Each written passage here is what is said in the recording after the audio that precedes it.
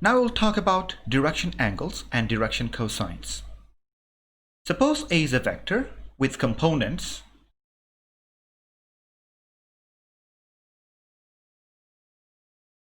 A sub 1, A sub 2, and A sub 3.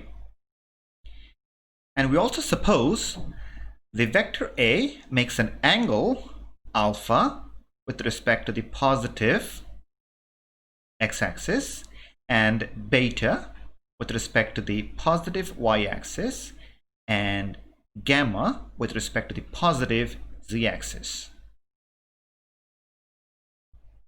These angles are called the direction angles.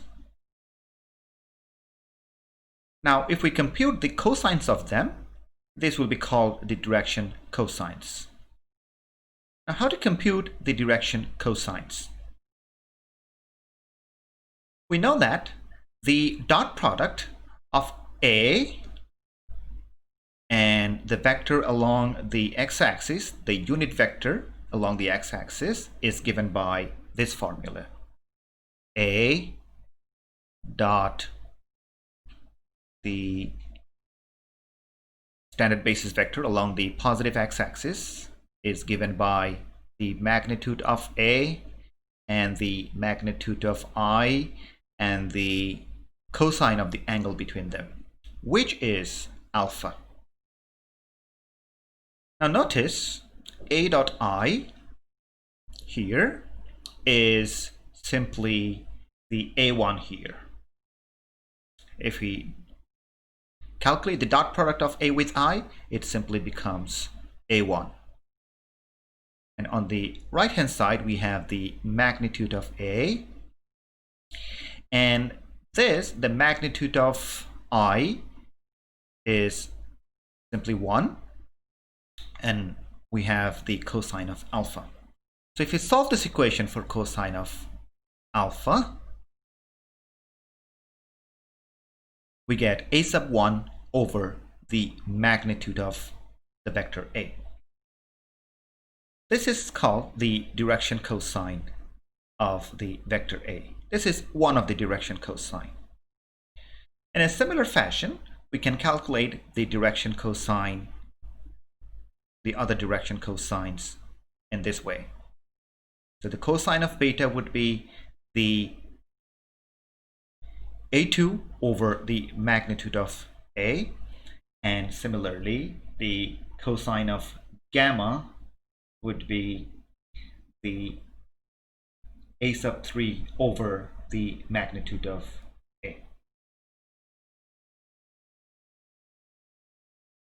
which is shown here. Now, if we calculate the squares of this direction cosines,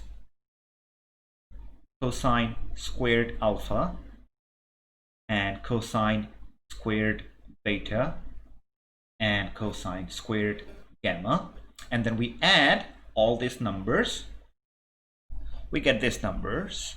For example, cosine squared alpha plus cosine squared beta and cosine squared gamma. And this gives simply 1. So there is a formula. The sum of the squares of the direction cosines of a non-zero vector is 1. So we can express any vector in terms of the direction angles or direction cosines. For example, the quantity A1 can be replaced by this, and A2 can be replaced by this, and the quantity A3 can be replaced by this. So this is an expression in terms of the magnitude of A and the direction cosines. Let's see an example.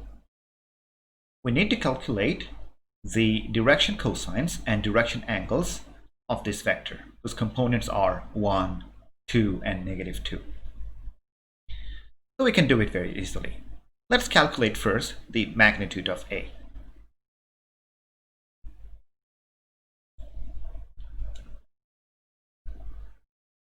which is the positive square root of the sum of the squares of the components.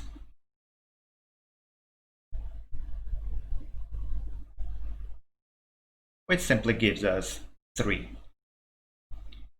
Therefore, by the formula in the previous page, the cosine of alpha is given by the first component of the vector, which is here, divided by the magnitude of the vector. Similarly, the cosine of beta is given by the second component of the vector over the magnitude of A. Cosine of gamma would be given by the third component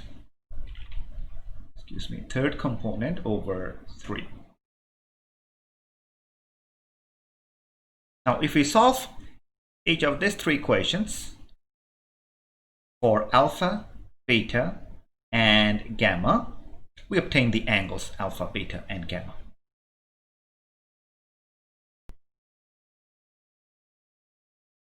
Now we see that the alpha is 70.53 degrees. The beta here is approximately 48.19 degrees. And the gamma here is 131.81 degrees. Now we will talk about projections. Suppose we have a vector A. We have a vector A and another vector B. If we project the vector B onto the vector A, then the pink vector we see here is obtained. This is the projection of the vector B onto the vector A.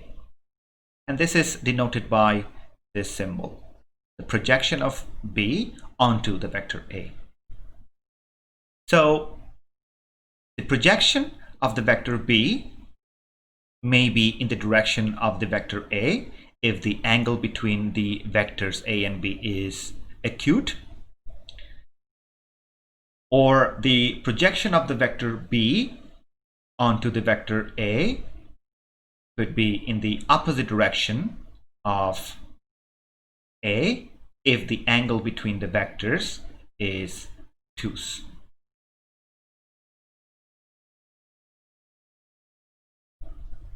In both cases, we say the projection of B onto A.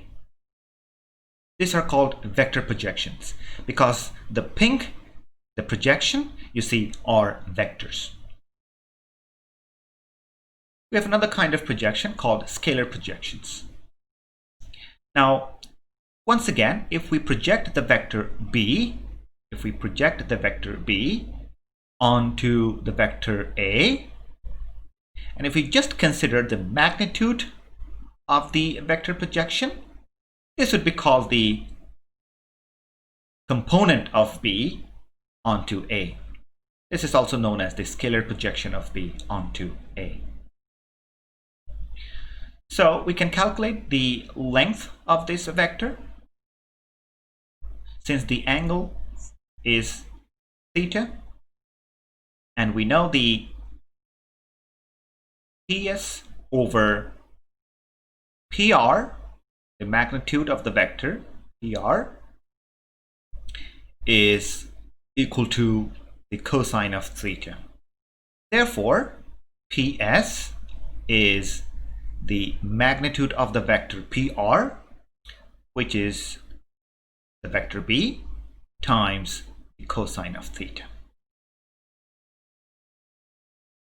So the component of the vector B onto A is the magnitude of B times the cosine theta.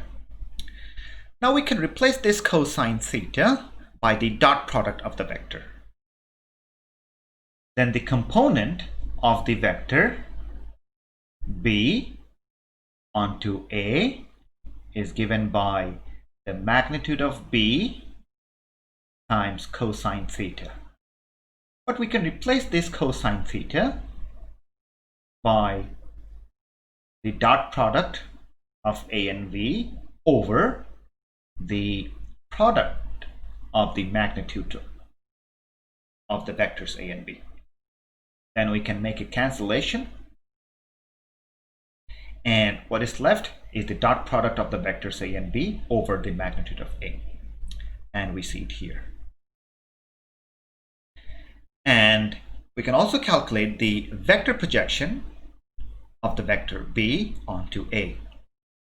Since we know that this vector here, see here the pink vector here, has the same length as the scalar projection or the component of B onto A, we just need to multiply the vector, the PS. The vector PS has magnitude the component of B over A. Therefore, the magnitude, the vector PS can be written as the component of B onto A times the unit vector along the direction of A. So the unit vector along the direction of A is given by the vector A over the magnitude of the vector A.